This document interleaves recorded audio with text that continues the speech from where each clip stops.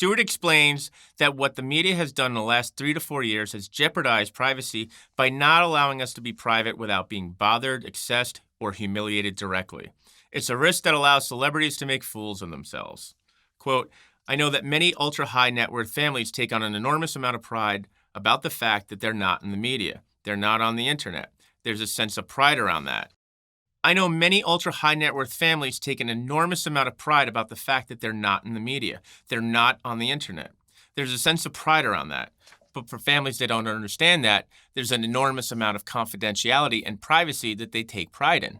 I think the last several years that's been threatened. Rather than trying to embrace media and allowing it to serve you better as a family, people are becoming more distant from the media just because of all the bad tendencies and outcomes that have occurred, especially in the last 4 years. Quote, these families go out of their way to create a lot of distancing from the media because they simply don't need exposure to it. Speaking from experience, Stewart nails the point home. Quote, especially here in Chicago, people take an enormous amount of pride that they're not in LinkedIn. You can't find them on Google, and you can never open a newspaper and find a story about them. Quote, Stewart signals to a suggestion that there's an opportunity for these families to take advantage of media. Quote, I think the media is feeling somewhat threatened by the wealth that's being created in the United States so quickly.